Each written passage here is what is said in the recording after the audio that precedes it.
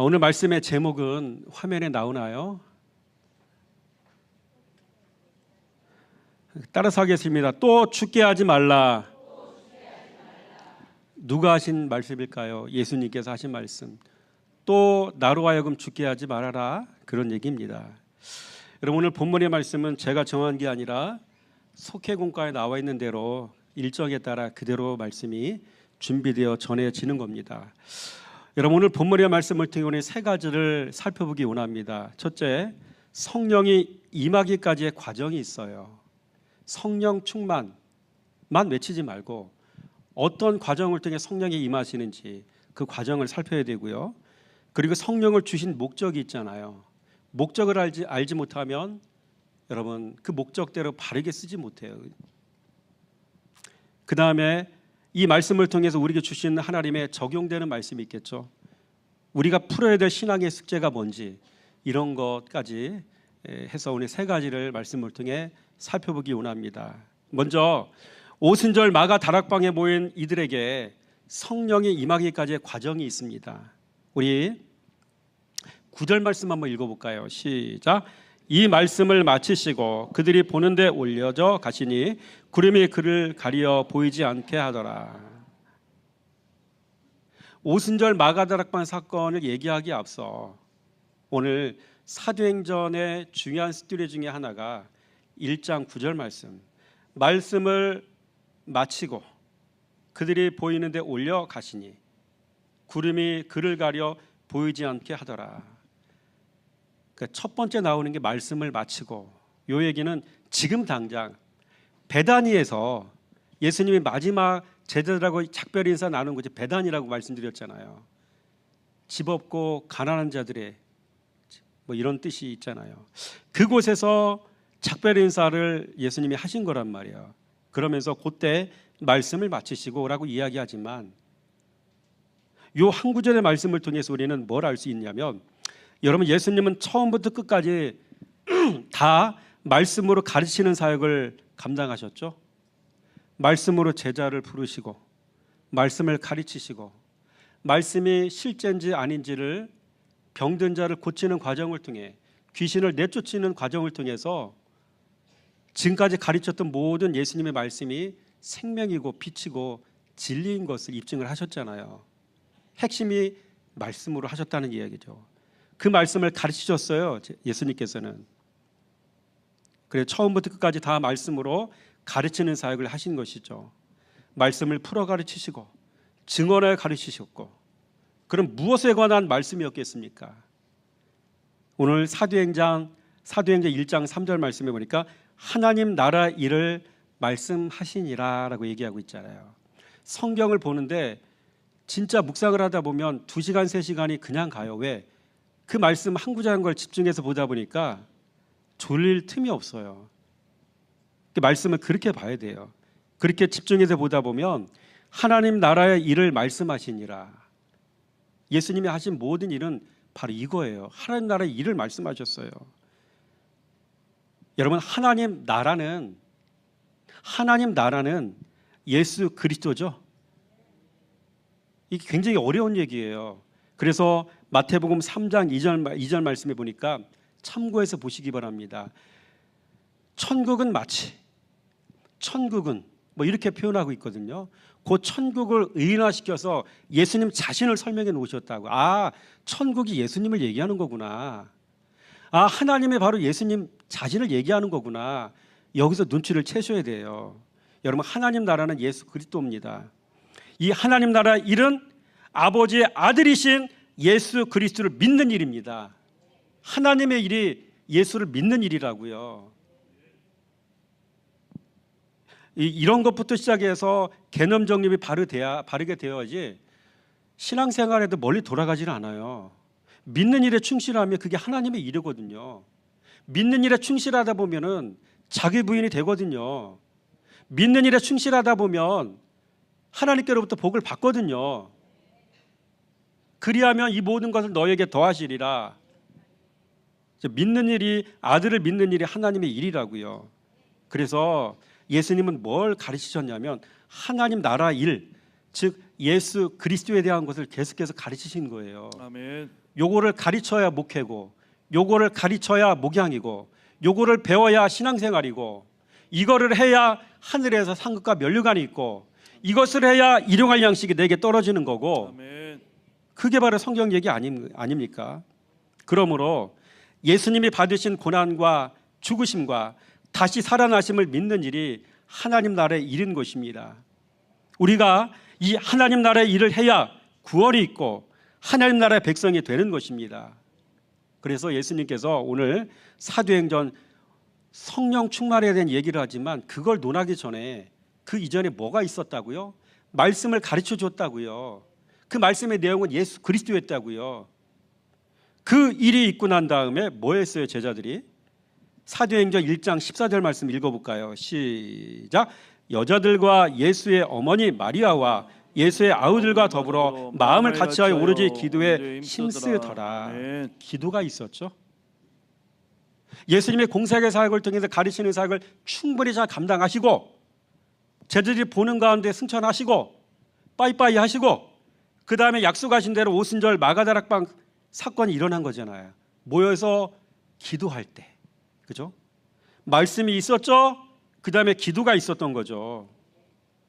그래서 더불어 마음을 같이하여 오로지 기도에 힘쓰니라. 이들에겐 합심 기도가 있었습니다.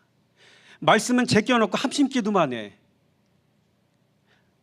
이거 순서가 틀린 거란 얘기죠. 우리는 90%가 말씀을 배우는 일을 해야 되는 거예요. 요걸 잘 깨달아야 되는 거예요. 말씀을. 그리스도 예수가 어떤 분인지 알고요, 그분의 일이 뭔지를 알고요, 그분의 마음을 본받기를 힘써야 되고요, 요 일을 하다가 모여서 기도했다는 얘기예요. 그 말씀이 선행이 된다는 이야기입니다.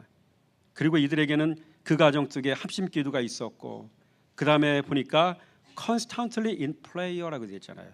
끊임없이 기도가 있었지. 기도했잖아요. 그죠? 끊임없는 기도를 해야 됩니다. 합심 기도를 해야 합니다.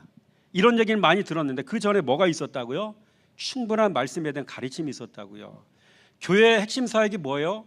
말씀을 가르치는 사역이라고요. 말씀을 배우는 사역이라고요. 앞으로 3월 달부터 성경대학을 할 텐데, 제가 그 나머지 첫 번째, 두 번째, 세 번째 권의 책을 다 봤는데 책이 너무 좋아요. 목사님 저도 보니까 자세히 몰랐던 것들이 나오기 때문에 너무너무 재밌어요. 그 3과를 후딱 제가 다 읽어버렸어요. 그러니까 오늘은 아침에 이제 설교 준비 끝나고 또 다른 책도 봤는데 다 내용이 좋더라고요. 여러분, 우리 믿음의 성도는 끊임없이 배움의 자리에 앉아 있을 줄 믿습니다. 아멘. 언제까지? 부르심 받을 그날까지. 장로 은퇴했다고 나는 빠이빠이, 그럼 신앙에 퇴보하는 거예요. 죽을 때까지 그냥 말씀 앞에 앉아 있는 거예요. 아멘. 그죠? 목사님들은 가르치기 위해서 준비하시잖아요. 끊임없이 가르치고 끊임없이 배우고 이 일을 하는 것이 하나님의 일입니다. 자, 말씀이 있었죠. 기도가 있었죠. 셋째로 뭐가 임했다고요? 성령이 임했다고요. 사도행전 2장 4절 말씀 같이 읽겠습니다. 그들이 시작. 그들이 다 성령의 충만함을 받고 성령이 말하게 하심을 따라 다른 언어들로 말하기를 시작하니라. 아멘. 성령이 말하게 하심을 따라 다른 언어들로 말하기를 시작하니라. 여기만 포커스 온하고 있었어요. 중요한 게 뭐예요? 그 앞에 말씀이 있었고 그들이 기도하는 과정들이 있었고 그 과정 속에 성령의 충만하게 임했고 선행된 행위들이 있었다는 거, 신앙의 행위들이 있었다는 걸 늘 잊지 말고 기억하시기 바랍니다. 성령의 충만함을 받고, 여러분 우리에겐 성령 충만도 어려운 일이지만 그 충만을 유지하는 법도 어려운 거잖아요. 은혜를 받았는데 또 그걸 잃어버리잖아요. 은혜도 세 번 부흥성회를 할 건데 우리는 미리 잃어버릴 걸 예견하고 또 이렇게 부흥회를 참여하잖아요. 유지하는 법이 그만큼 쉽지 않고 어려운 일이라는 겁니다. 여러분, 성령 충만을 유지하는 방법이 있어요. 따라서 합니다. 묵상, 묵종, 묵생. 묵상은 말씀을 깊이 사랑하는 그런 그 신앙의 행위를 얘기하는 거죠. 그죠? 그 아침마다 앉아서 주구장창 말씀을 사랑해서 묵상하는 거죠. 그래서 말씀이 송이꿀보다 달고 정금보다 귀하고 어린아이가 젖을 먹는 것처럼 열정적으로 그 말씀을 사모하고 그 말씀을 사랑하되 우리의 모습이 그래야 된다고 성경이 기록하고 있잖아요. 그죠? 이런 생활이 바로 묵상 생활이고요. 묵종은 뭡니까? 주신 말씀 깨달게 하셨던 거 있으면 즉시 우리가 깨달아 순종할 수 있어야 되겠죠. 그게 묵종이고요. 그 다음에 우리의 삶 전체가 묵생인데, 묵생은 뭘까요? 주하루 묵상하고 살아가는 거. 24시간을 하루 주신 말씀을 잃어버리지 않고 계속 묵상하며 걸어가고, 한번 그걸 깊이 생각해보고, 그죠? 잠을 잘 때도 묵상했던 그 말씀을 되뇌이면서 기도 한번 해보고, 그 말씀을 또 하루 살아가며 순종도 해보고, 이게 바로 묵생인 거죠. 묵상, 묵종, 묵생. 이것이 성령을 소멸하지 않고 유지하는 방법입니다. 예수님은 마귀의 시험을 마태복음 4장에서 뭘로 이겼습니까? 말씀으로 이겼잖아요. 신명기 말씀 응용해서. 말씀 속에 우리 마음 속에 영혼의 신비에 말씀이 생명으로 각인되고 새겨져야 그런 삶이 가능한 거죠. 어떤 시험을 만날 때, 문제를 만날 때, 여러분 묵상생활 하는 사람은 말씀이 떠올라요. 묵상생활 하는 사람은 그런 어려운 문제를 만나면 마음이 담대해져요. 든든해집니다. 마음에 흔들림이 없고 요동이 없어요. 따라서 합니다. 내가 사랑한 말씀이 내 영혼을 보호합니다. 내 영혼을 보호합니다. 그렇죠? 그래서 주님은 우리에게 주의 법을 떠나지 말라고 말씀하셨죠. 그래서 말씀 있었고 기도가 있었고 성령이 임재하셨고, 그 다음에 이들에게는 뭐가 임했을까요? 은사가 임했잖아요. 우리 4절 말씀 한번 읽겠습니다. 그들이 시작. 그들이 다 성령의 충만함을 받고 성령이 말하게 하심을 따라 다른 언어들로 말하기를 시작하니라. 다른 언어들로 말하게 하기 시작하니라. 성령의 하시는 일이 이거였습니다. 언어들로 말하게 하시니라. 이 언어들이라는 말이 헬라 원어로 글로사예요. 글로사. 헬라 원어로 글로사. 그래서 이거는 방언이라는 뜻도 있고요. 랭귀지, 언어라는 뜻도 있더라고요. 그렇죠? 여러분, 우리 주님께서 이들에게 방언을 주신 목적이 있어요. 따라서 합니다. 너희가 죽인 예수가 다시 살아나셨다. 아멘. 이것을 증언하라고 방언을 주신 겁니다. 우리 사도행전 2장 32절 말씀을 읽어볼까요? 시작. 이 예수를 하나님이 살리신지라 우리가 다 이래 증인이로다. 아멘. 그래서 말씀은 그것만 보지 말고 처음부터 끝까지 다 읽어봐야 돼요.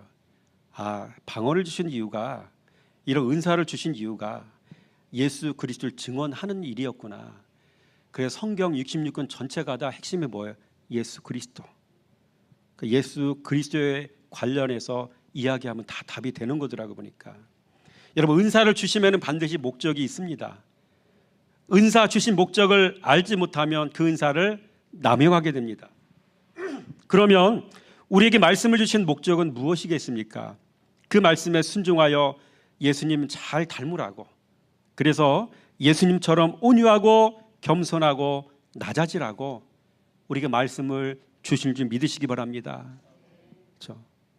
이런 목적들을 정확히 알면 우리가 이 목적을 향해서 신앙생활하는 과정 속에 내 신앙의 현주소가 어디인지, 나는 그 목적을 잘 이루었는지 이런 걸 가늠해 볼 수가 있잖아요. 그래서 목적을 반드시 알아야 되는 거예요.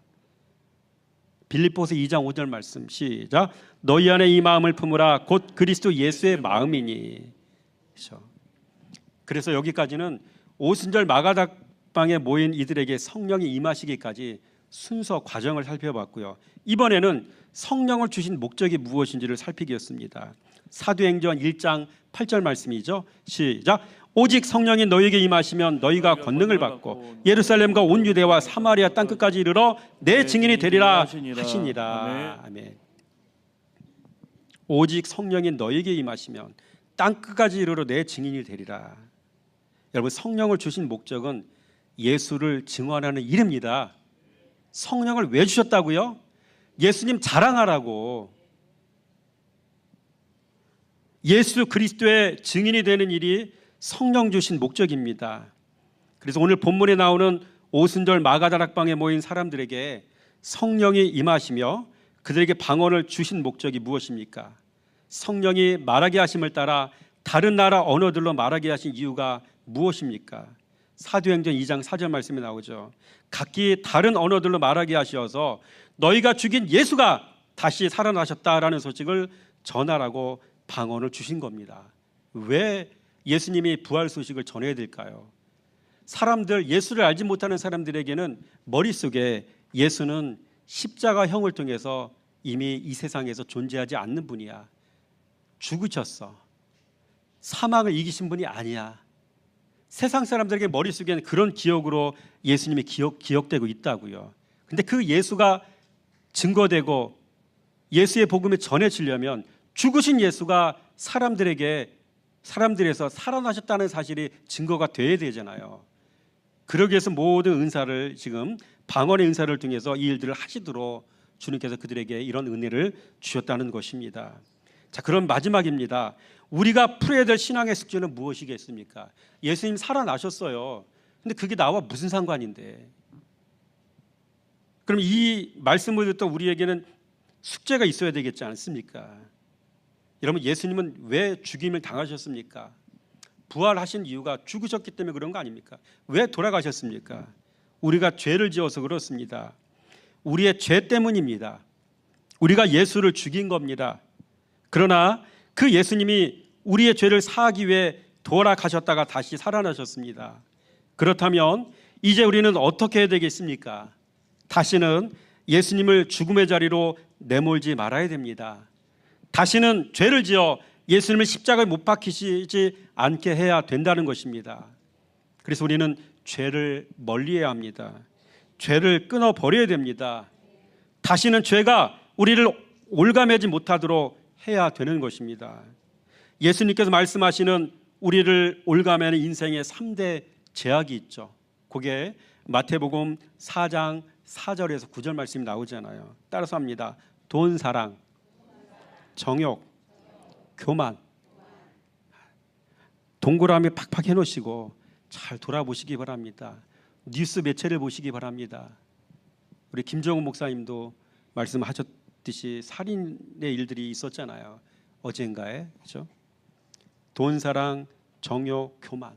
모든 죄의 문제는 이 세 가지에서 비롯되기 시작합니다. 그래서 이것 때문에 또 다른 죄가 생겨나고 또 다른 죄가 생겨나고 결국은 살인까지 이어지고, 여러분, 이 세 가지가 인생의 발목을 붙잡는 3대 죄악의 아킬레스건입니다. 여러분, 이 세 가지가 신앙의 발목을 잡습니다. 여러분, 인생사는 다 이 세 가지 문제가 결부되어 있습니다. 돈 사랑, 정욕, 교만. 이 세 가지 문제가 인생을 꼬이게 합니다. 여러분, 아나니아 삽비라는 이 돈 문제로 인생이 나락으로 떨어졌죠. 가룟 유다는 은 30의 진리를 팔아먹었죠. 돈 문제입니다. 또 야곱의 아들 유다는 이 정욕 때문에 인생이 꼬였습니다. 그래서 며느리 다말을 범했지 않습니까? 또 다윗은 잘 나가다 이 정욕 시험에 무너져 혹독한 대가를 치러야 했습니다. 그래서 집안에서 칼이 떠나가지 않았고요. 그래서 그의 아들 암논이 그의 딸 다말을 범하는 근친 상간이 일어났고, 이로 인해 다말의 오라비 압살롬이 암논을 칼로 살해하는 일이 벌어졌지 않습니까? 또 교만한 인생이 잘 되는 일은 없습니다. 교만하여 기구만장하던 하만은 자기끼에 자기가 죽임당했지 않습니까? 그래서 모르드게를 매달아 죽이려고 세워둔 그 나무 기둥에 자기 자신이 목매달려 죽는 신세가 됐지 않았습니까? 이렇듯 인생은 하나님의 말씀처럼 세 가지 문제에 다 걸려 넘어집니다. 무슨 문제라고요? 돈 문제, 정욕 문제, 교만 문제, 세 가지. 여러분, 요즘 30대 부부가 이혼하는 세 가지 이유가 있다고 합니다. 첫째, 돈 문제. 두 번째, 배우자의 외도. 셋째, 성격 차이. 이 세 가지가 30대에 이혼하는 이유가 된다고 합니다. 여러분, 성경이 말하는 성도가 중간에 낙오하는 이유 세 가지가 또 있습니다. 돈과 정욕과 교만이 그것입니다.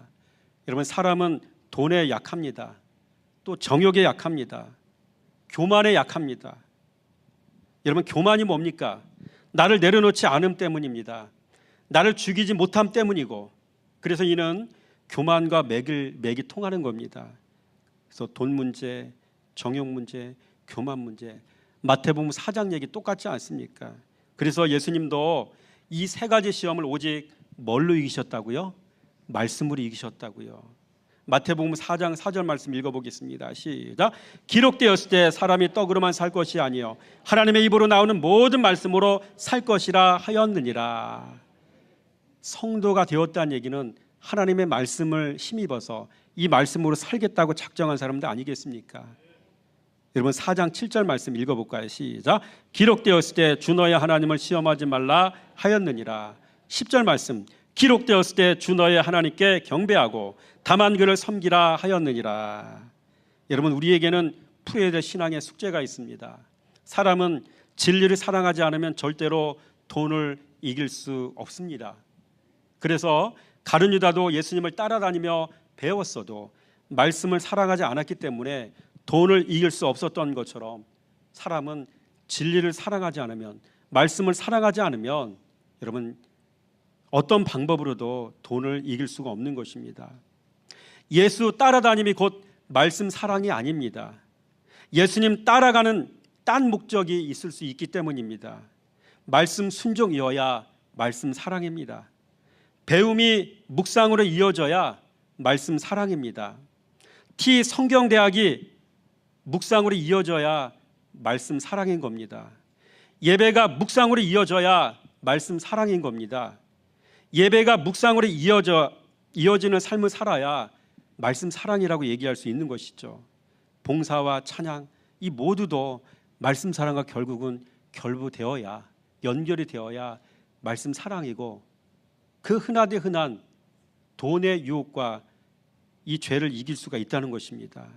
여러분, 돈을 이기길 원하십니까? 말씀을 사랑하시기 바랍니다. 또 사람은 말씀을 사랑해야 정욕을 이깁니다. 여러분, 여호와의 말씀을 사랑했기에 요셉은 보디발 아내의 유혹을 이길 수 있었던 것입니다. 또 사람은 부부간의 성격 차이는 내가 죽으면 해결됩니다. 내 생각, 내 경험, 내 지식 붙잡고 살면 속에서 불이 나서 살 수 없지 않습니까? 그래서 내 생각과 내 경험과 내 지식을 붙잡고 살았던 나아만 장군은 선지자 엘리사를 통해 요단강에 내려가 7번 몸을 씻으라고 하나님이 말씀하셨음에도 속에서 불이 나서 견딜 수 없었습니다. 그래서 선지자를 떠나 고향으로 돌아가려고 몸을 돌리지 않았습니까? 여러분, 사람은 말씀 앞에 자기를 내려놓지 않으면 자기 부인을 이룰 수가 없습니다. 여러분, 성격 차이로 이혼한다는 말은 불에 태워도 한 줌의 재만큼도 안 되는 그런 분량의 자기 생각과 자기 경험과 자기 지식을 붙잡고 살기에 서로 안 맞게 느껴지는 거 아닙니까? 나이가 70, 80이 되어도 부부간의 갈등은 있을 수 있습니다. 왜 그렇습니까? 내 생각과 경험과 지식 다 붙잡고 살기 때문에, 내려놓는 법을 배우지 못했기 때문에 여러분, 문제가 해결되지 않는 겁니다. 여러분, 성인들의 블랙홀이 있습니다. 성인들의 블랙홀. 타인의 말을 귀 기울여 잘 듣지 않습니다. 듣고도 고치지 않습니다. 자신을 바꾸지 않고 오히려 타인을 바꾸려고 합니다. 올라가면 올라갔지 절대로 내려가지 않습니다. 풀무에 들어가도 절대로 죽지 않습니다. 미워하면 미워했지 절대로 사랑하지 않습니다. 이게 바로 성인들의 블랙홀 아니겠습니까? 반면에 겸손은 낮아지는 겁니다. 겸손은 죽어주는 겁니다. 그래서 모르드게는 낮아졌지 않습니까? 모르드게는 악인 앞에서 죽어주지 않았습니까? 여러분, 겸손한 성도가 되시기 바랍니다. 말씀 사랑하다가 이 세 가지 시험을 이기고 저 밑에 겸손한 자리까지 내려가는 성숙한 신앙의 사람이 되시길 바랍니다. 빌립보서 2장 1절 3절까지 말씀 천천히 같이 읽습니다. 시작. 그러므로 그리스도 안에 무슨 권면이나 사랑의 무슨 위로나 성령의 무슨 교제나 긍휼이나 자비가 있거든 마음을 같이하여 같은 사랑을 가지고 뜻을 합하며 한 마음을 품어 아무 일에든지 다툼이나 허영으로 하지 말고 오직 겸손한 마음으로 각각 자기보다 남을 낮게 여기고. 이게 우리가 풀어야 될 신앙의 숙제요, 신앙의 과제입니다. 이걸 잘해야 예수님을 다시 못 박지 않게 되는 것입니다. 이걸 해야 아버지께서 영광을 받으시는 것입니다. 아무쪼록 오늘 귀한 말씀을 들었던 여러분의 모든 삶 속에 여러분 모든 시험들을 이겨내는 은혜가 있어지기 원하고, 결국은 진리이신 예수, 진리의 말씀 붙잡고 사랑하며 살다가 여러분 이 땅에서도 하나님 나라를 누리며 살아가는 은혜가 저와 여러분의 삶 속에 있어지기를 주님의 이름으로 축원함을 드립니다. 기도하겠습니다. 할렐루야. 하나님 감사합니다. 성령이 임하시기까지의 과정이 있었고 성령을 주신 목적이 있었습니다. 그래서 3년 6개월 동안 예수님의 가르침이 있었고 그 가르친 말씀에 대한 신뢰를 바탕으로 한 기도가 있었습니다. 이렇게 말씀과 기도가 있은 후 오순절 마가 다락방에서 성령이 임재하셨습니다. 또 성령의 임재 후에 예수님의 부활하신 소식을 전하라고 방언까지 선물로 주셨습니다. 성령과 은사는 예수님의 증인으로 살라고 주셨음을 이 시간 알았습니다. 오늘 초대교회 성도님들처럼 우리도 말씀 앞에 앉는 법부터 배우길 원합니다. 기도하며 주님의 음성을 듣는 법을 우리가 배우기 원합니다. 성령의 임재하심을 경험하는 삶을 살아가길 원합니다. 이 과정을 통해 우리로 하여금 죄 올무에 빠지게 하는 돈 문제, 정욕의 문제, 교만의 문제를 이겨내고 그리스도를 배워 온유와 겸손을 배우고 예수님의 마음을 마음에 품고 그리스도로 살아가는 우리가 되길 원합니다. 그래서 어두운 세상을 그리스도의 증인으로 살아가는 우리가 되게 해주시기 원합니다. 이 모든 말씀 우리를 죄에서 구원하신 예수 그리스도 이름으로 감사하며 축복하며 기도드렸습니다.